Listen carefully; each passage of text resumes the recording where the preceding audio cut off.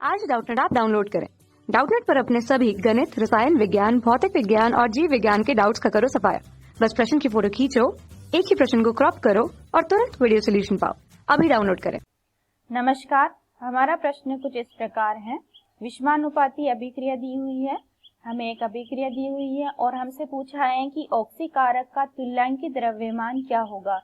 और यहाँ पर हमें HClO3 का मोलर द्रव्यमान दिया हुआ है और हमें ऑप्शन दिया है। हमारा पहला ऑप्शन है 16.89, दूसरा ऑप्शन है हमारा 32.22, थर्ड ऑप्शन है हमारा 84.45 एंड फोर्थ ऑप्शन है हमारा 28.15।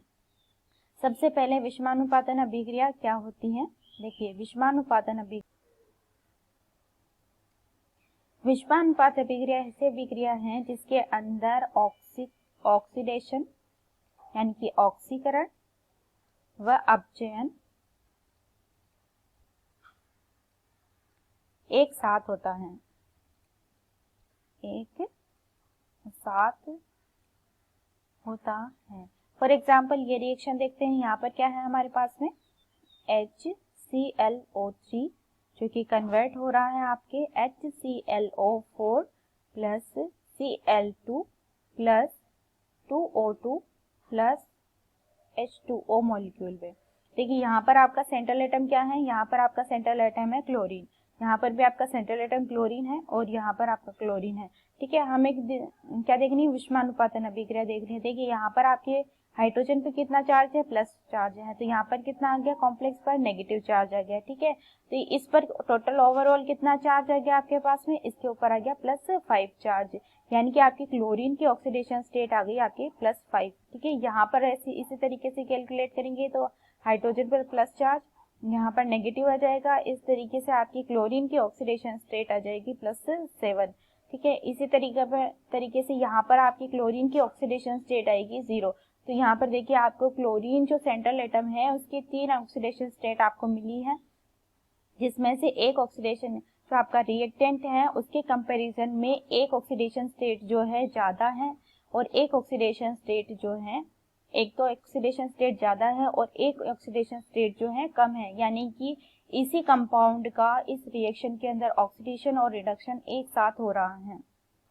देखिए, यहाँ से यहाँ तक आपकी अभिक्रिया में क्या हो रही है, ऑक्सीडेशन स्टेट इंक्रीज हो रही है, यानी कि यह कैसी प्रक्रिया है, ये ऑक्सीकरण है।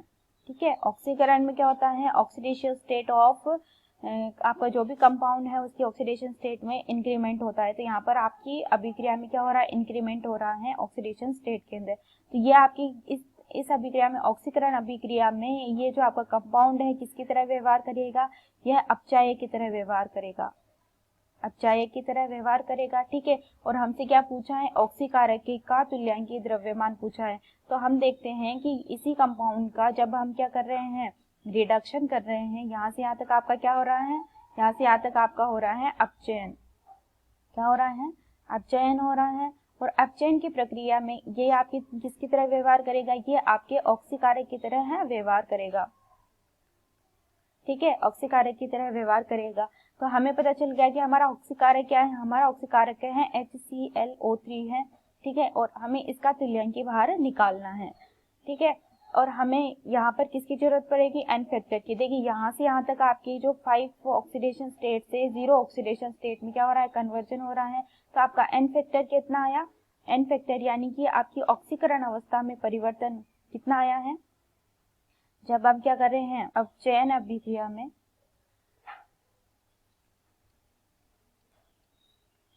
ऑक्सीकरण चयन अभिक्रिया में ऑक्सीकारक की ऑक्सीकरण अवस्था में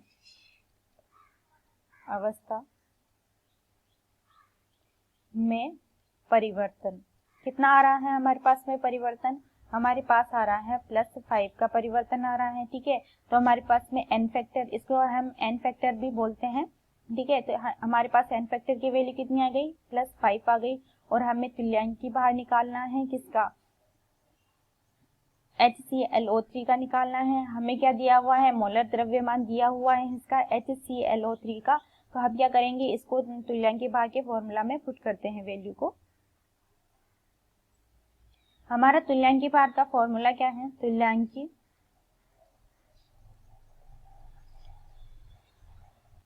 द्रव्यमान इक्वल टू है हमारा मोलर द्रव्यमान। किसका द्रव्यमान? मोलर द्रव्यमान ऑक्सीकारक का, जो क्या है हमारा HClO3 है, ठीक है, और डिवाइडेड बाय हमारी ऑक्सीकरण अवस्था में परिवर्तन यानी कि N फैक्टर, ठीक है। तो हमारे पास मोलर द्रव्यमान का वैल्यू कितना आ रहा है